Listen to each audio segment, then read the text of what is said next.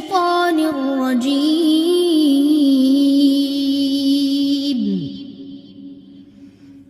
بسم الله الرحمن الرحيم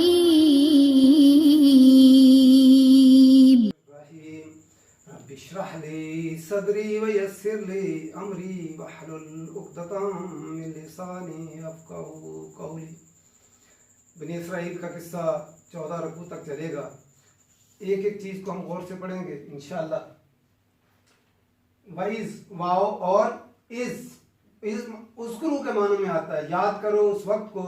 نجیناکم لفظ نجینا نون جیم واو اسی سے لفظ ہمارا نجات ہوتا ہے۔ نجات کسی مصیبت سے چھٹکارا حاصل کرنا۔ نہ جمع متکلم کی ضمیر آئی ہے اور آگے جو ہے کم حاضر کی ضمیر متصل آئی ہے۔ اور اس وقت کو یاد کرو جب نجیناکم نجات دی ہم نے تم کو من اردو میں استعمال ہوتا ہے تو من سے آل فرعون آل گھر والوں کے لیے بھی آل کا لفظ آتا ہے اور پیروکاروں کے لیے بھی آتا ہے۔ فالوورز جو ہے متبعین وہ آل کا لفظ ان کے لیے بھی آتا ہے۔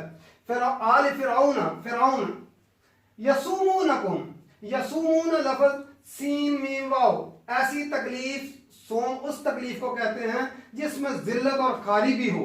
یسومونکم وہ تکلیف دیتا تھا تم کو سوء العذاب سو یہ ہم اردو میں بھی کہتے ہیں علماء حق اور علماء سو اور سو ہوتا ہے ہر بری چیز کو سو کہتے ہیں ہر وہ چیز جو انسان کو غم میں مبتلا کر دے بری لگے بدصورت ہو اس کو سو کہتے ہیں۔ العذاب عذاب جو ہے عین زال با سے ہے عذاب وہ عذاب دیتا تھا برا۔ یذبحون لفظ کس سے زال با ہا ذبح کرنا یہ اردو میں ہمارا لفظ استعمال ہوتا ہے لیکن یہاں جو ہے ذبح کرنے کے لیے یذبحون لفظ لایا گیا باب تفعیل سے۔ تو باب تفعیل کی خصوصیت کیا ہے؟ پلانے کے ساتھ اور احتیاط کے ساتھ جو ہے وہ ذبح کرنا اہتمام کے ساتھ اور پھر اس میں تکلیف دے کر مختلف طریقوں سے تکلیف دے کر ذبح کرنا اس کے اندر یہ ایک ہی طریقے سے ذبح نہیں کرتا تھا اور مختلف طریقوں سے تکلیفیں دے کر ذبح کرتا تھا وہ۔ یذبحون ابناءکم ابن کی جمع ابنا ہوتا ہے بنون بھی ہوتا ہے بنین بھی اور ابنا بھی اور یہاں ابنا آیا ہے۔ وہ ذبح کرتا تھا تمہارے بیٹوں کو ابناءکم تمہارے بیٹوں کو۔ وَيَسْتَحْيُونَ نِسَاءَكُمْ یستحیون لفظ ہا یا تو حیات جو ہے اس سے ہوتا ہے مصدر تو اس سے زندہ رکھنا۔ اچھا ہا یا اس سے پہلے ہم نے پڑھا ہے تو اس سے حیا بھی ہوتا ہے۔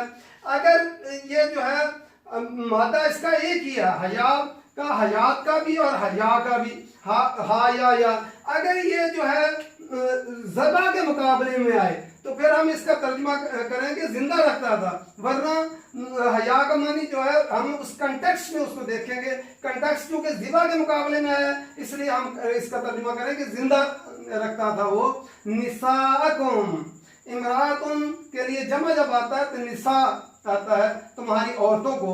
وفی اور میں ذالکم اس میں بلا بے لام واو آزمائش ہم کو اردو میں بھی کہتے ہیں بہت بڑی بلا پنجابی میں بھی کہتے ہیں آزمائش ہوتی ہے جس میں سختی اور شدت ہو اس کو جو ہے بلا کہتے ہیں۔ بلا من ربکم تمہارے رب کی طرف سے۔ عظیم جو ہے عین ضامیم ہوتا ہے عظیم یہ فعیل کے وزن پہ آیا ہے اور عظم کہتے ہیں ہڈیوں کو اور جسم ہڈیاں جو ہے جسم میں سب سے بڑا حصہ ہوتی ہیں باقی ساری چیزیں چھوٹی چھوٹی ہوتی ہیں اسی سے فعیل کے وزن پہ آیا ہے بہت بڑی جو ہے یہ اس میں تمہارے لیے آزمائش تھی۔ پھر دوبارہ دیکھ لیتے ہیں۔ وَإِذْ نَجَّيْنَاكُمْ اور یاد کرو اس وقت کو نجیناکم ہم نے نجات دی تم کو جو اللہ تعالیٰ نے اپنے احسانات بنی اسرائیل پہ گنوائے کہ دیکھو میرے احسانات جو ہے ان کو میں نے جو تمہیں نعمتیں دی ہیں ان کو یاد کرو۔ اب یہ نعمت یاد دلائی گئی کہ موسیٰ علیہ السلام سے پہلے فرعون جو مصر کے بادشاہ تھے اور فرعون جو تھا مصر کا ہر بادشاہ جو ہے فرعون کہلاتا تھا۔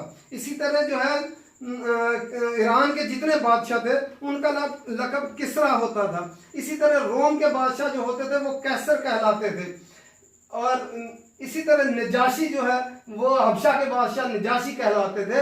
اس طرح اس وقت کا فرعون جو ہے عام مختلف ہے رائے، لیکن عام زیادہ مشہور و معروف جو تحقیقات ہیں، رامسیس اس وقت کا جو فرعون تھا وہ تھا موسیٰ علیہ السلام کے مقابلے کے اندر. تو یہ جو کیا کرتے تھے، اللہ تعالیٰ نے فرمایا وَإِذْ نَجَّيْنَاكُم مِّنْ آلِ فِرْعَوْنَ، اس وقت کو یاد کرو جب ہم نے نجات دی تم کو فرعون سے.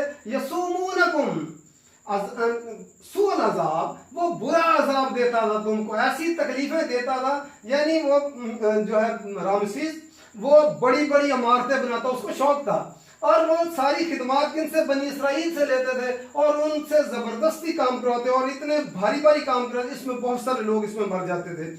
اصل میں فرعون مصر سے پہلے یہاں جو ہے یوسف علیہ السلام سے وقت سے لے کر بنی اسرائیل کی حکومت تھی، اور بنی اسرائیل میں جب نکمے ثابت ہوئے ان کے بعد فرعون مصر جو ہے وہاں بادشاہ بن گئے.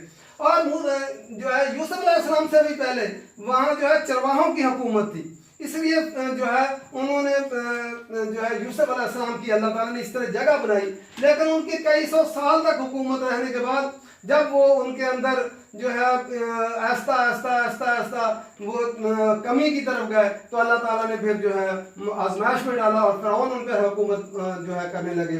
اور فرعون قوم اس کی کتنی قوم تھی اور یہ بنی اسرائیل تھے، اور انہیں یہ ایک سیاسی مسئلہ بھی تھا کہ کہیں جو ہے بنی اسرائیل دوبارہ حکومت میں نہ آ جائیں، اس لیے وہ ان کے بیٹوں کو ذبح کر دیتے تھے تاکہ جو ہے وہ جو ہے نہ حکومت نہ بنا سکیں. عام طور پہ مشہور کیا ہے کہ اس نے بادشاہ جو فرعون تھا اس نے خواب دیکھا کہ ایک بچہ پیدا ہوا جو تیری حکومت کو الٹ دے گا، اس وجہ سے بچوں کو وہ مرواتا تھا.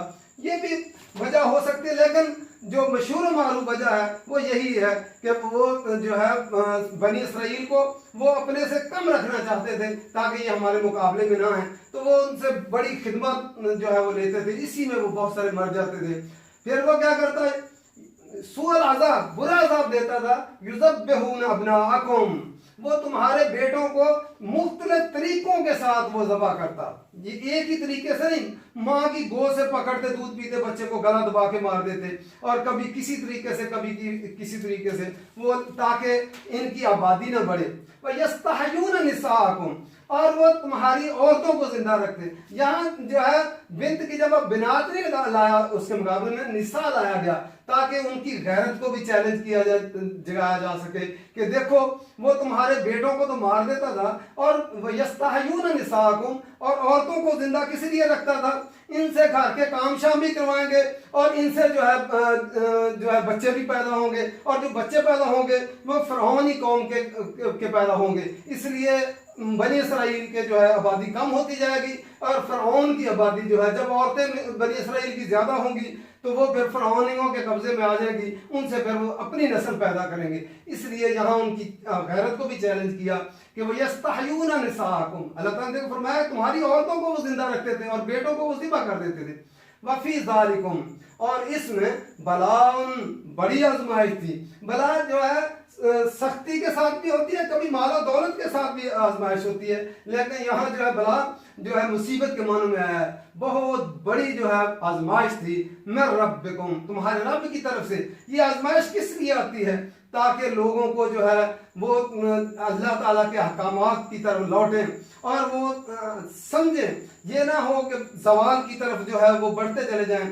جیسے جو ہے آج امت مسلمہ جو ہے وہ یہ نہیں سمجھتی کہ عذاب اللہ تعالیٰ کی طرف سے، کبھی کرونا کا عذاب آ جاتا ہے، کبھی ٹڈی دل آ جاتا ہے، کبھی کوئی جہاز گر جاتا ہے. یہ جو مصیبتیں آتی ہیں بجائے اس کے کہ لوگ اللہ کی طرف لوٹیں، وہ جو ہے اس کو حالات کی اور گردش سمجھتے ہیں کہ جو یہ تو ہمیشہ ہوتا ہی آیا ہے، لیکن یہ اس آزمائش کو نہیں سمجھتے. وفی ذالکم، اور اس میں بلاؤن، آزمائش تھی. میں ربکم، تمہارے رب کی طرف سے. عظیم، بہت بڑی آزمائش تھی کہ کسی قوم کے بیٹوں کو زندہ کر دیا جائے اور ماں کے پاس بیٹا دودھ پی رہا ہو اور جو ہے آ کے فرعونی قوم کے لوگ ان کے ہاتھوں سے چھین کر بچے کو جو ہے وہ ذبح کر دیں اور وہ اس پہ جو ہے بول بھی نہ سکے. یہ صورتحال تھی. اللہ تعالیٰ نے یہ احسان یاد کروایا کہ دیکھو بنی اسرائیل، ہم نے جو ہے تمہیں نجات دی فرعون کے ظلم سے جو تمہارے بیٹوں کو زندہ رکھتا اور تمہاری بیٹوں کو جو ہے ذبح کر دیتا اور عورتوں کو زندہ رکھتا تھا.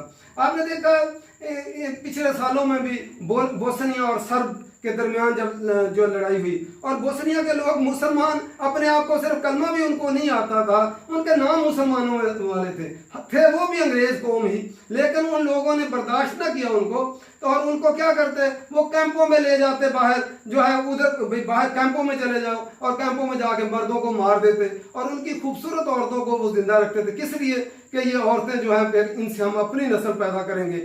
یہ ہمیشہ سے قوموں میں یہ نہیں ہے کہ فرعون ہی یہ کام کرتا تھا، آج بھی وہی طریقہ کار ہے کہ ان کی عورتوں کو زندہ رکھ کے ان سے اپنی نسل پیدا کریں گے اور ان سے کام شام بھی لیں گے۔ تو یہی قوم جو ہے یہی کام فرعون کرتا تھا اور عورتوں سے جو ہے ان کو زندہ رکھتا اور ان کے لڑکوں کو ذبح کر دیتا تھا۔ انشاءاللہ ہم آہستہ آہستہ آگے پڑھتے چلے جائیں گے اور بنی اسرائیل کی تاریخ پوری ہماری آنکھوں کے سامنے آ جائے گی، اور ہم اس تصویر کے اندر ہم نے اپنی شکل دیکھنی ہے کہ یہ سنائی تو گئی ہے کہانی بنی اسرائیل کی، ہم نے اپنے اوپر چشمہ کر کے، اور اللہ تعالیٰ نے ہمیں آئینہ دکھایا ہے کہ دیکھو تم بھی دیکھو کہ ایسے ہی قوموں کے ساتھ پھر ایسا ہی سلوک ہوتا ہے، اگر وہ زوال پذیر اللہ تعالیٰ کا احکامات نہیں مانتی تو پھر ایسے ہی زوال کا شکار ہوتی ہیں اور ایسے ہی پھر وہ غلامی کے زنجیروں میں جکڑی جاتی ہیں، پھر وہ ہر وہ کام کرنا پڑتا ہے جو ذلت و خواری والا ہو۔ امت مسلمہ کو سمجھنا چاہیے کہ اس قرآن مجید کو لے کر اٹھیں اور اس کو سمجھیں اور اس کو پوری دنیا کے اندر اس کو جو ہے وہ لے کر پہنچائیں، تب جا کر اس ذلت اور خواری سے امت مسلمہ بھی نکل سکتی ہے۔ وما علینا الا البلاغ۔